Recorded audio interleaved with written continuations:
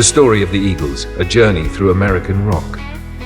In the early 1970s, amid the shifting tides of American music, a sound began to emerge that blended rock and roll, country, and rich vocal harmonies. That sound would become synonymous with one name, the Eagles. From humble beginnings to international superstardom, the Eagles' story is one of ambition, talent, and timeless music. The story begins in Los Angeles in 1971. Don Henley, a drummer and vocalist from Texas, and Glenn Frey, a Detroit-born guitarist and singer, met while backing up Linda Ronstadt on tour. Though they had different musical backgrounds, they shared a vision to create a band that fused rock with country, emphasizing rich, intricate harmonies and storytelling lyrics. Along with Bernie Leadon, a multi-instrumentalist with roots in bluegrass, and Randy Meisner, a talented bassist and high-tenor vocalist, they formed the Eagles. The band signed with Asylum Records, a new label started by David Geffen. Under the guidance of producer Glyn Johns, they released their self-titled debut album in 1972. The record included hits like Take It Easy, co-written by Frey and Jackson Browne, and Witchy Woman. With these songs, the Eagles quickly carved out a space for themselves in the American rock landscape. Success takes flight. Their second album, Desperado, 1973, was a concept album built around themes of the Old West and outlaws. Though it wasn't an immediate commercial success, it included beloved tracks such as Tequila Sunrise and Desperado, which would go on to become fan favorites. By their third album, On the Border, 1974, the band was shifting toward a more rock-oriented sound.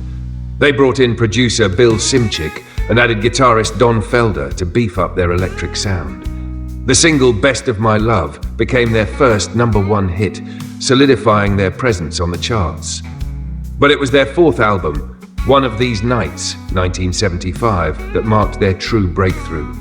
With hits like Lion Eyes, Take It to the Limit, and the title track, the album topped the charts and earned them a Grammy. Their sound now blended slick production, powerful harmonies, and introspective lyrics, defining mid-70s American rock. Hotel California, the pinnacle of their power. In 1976, the Eagles released what would become their defining album, Hotel California. The record reflected both the band's creative peak and the unraveling culture around them. The title track, featuring Don Felder's haunting guitar intro and Henley's poetic lyrics, painted a surreal portrait of American excess. With songs like New Kid in Town and Life in the Fast Lane, the album explored themes of fame, disillusionment, and the dark side of the California dream. Hotel California was a massive critical and commercial success, selling over 26 million copies in the US alone. The album won 2 Grammys and was later inducted into the Grammy Hall of Fame. But behind the scenes, tensions were growing. Success had brought egos, substance abuse, and creative differences. Founding member Bernie Leadon left the band in 1975, citing burnout and dissatisfaction with the direction the music was taking. He was replaced by Joe Walsh, a wild and charismatic guitarist known for his solo work and time with the James Gang.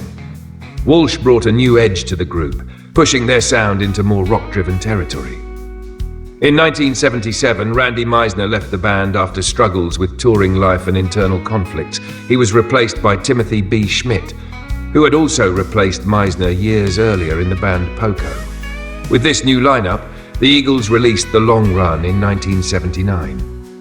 Though the recording process was fraught with tension, the album included hits like I Can't Tell You Why, Heartache Tonight, and the title track. It topped the Billboard charts but was followed by an extended period of silence. By 1980, the band had fractured. Personal conflicts reached a boiling point, most notably during a concert in Long Beach, where band members exchanged threats on stage. Following that performance, the Eagles effectively disbanded. Throughout the 1980s, the former members pursued solo careers with varying degrees of success. Henley released critically acclaimed albums like Building the Perfect Beast, featuring hits such as The Boys of Summer. Frey enjoyed pop success with The Heater's On and You Belong to the City. Walsh also maintained a loyal following with his blend of rock and humor. During this period, the band's legacy grew. Their 1976 compilation album, Their greatest hits, 1971 to 1975, became one of the best-selling albums of all time, eventually surpassing Michael Jackson's Thriller in US sales. Hell Freezes Over, the reunion. Despite past conflicts, the band reunited in 1994 for the Hell Freezes Over tour, a nod to Henley's earlier quip that the band would only reunite when hell freezes over. The tour was a huge success, accompanied by a live album featuring new tracks like Get Over It and Love Will Keep Us Alive. The Eagles toured extensively through the 1990s and early 2000s. Though no longer at their creative peak, their harmonies remained sharp and their shows drew massive crowds. In 2007, they released Long Road Out of Eden, their first full studio album in 28 years. It tackled themes of war, politics, and consumerism, showcasing their continued relevance. The double album debuted at #1 and won 2 Grammy Awards. Tragedy struck in 2016 when Glenn Frey passed away due to complications from rheumatoid arthritis and pneumonia. His death marked the end of an era. But in 2017, the band resumed touring with Frey's son, Deacon Frey, and country star Vince Gill filling in on vocals and guitar. Today, the Eagles are remembered as one of the most successful and influential American rock bands. Their blend of polished musicianship, storytelling, and harmony set a standard for generations of artists. With over 150 million albums sold worldwide, their music continues to resonate across decades. The Eagles' music captured a uniquely American mood, part yearning, part wanderlust, and part melancholy. From the sunny optimism of Take It Easy to the haunting introspection of Hotel California, they chronicled both the dreams and disillusions of a generation. Though times have changed, their songs still echo down desert highways, late-night radio stations, and the hearts of millions.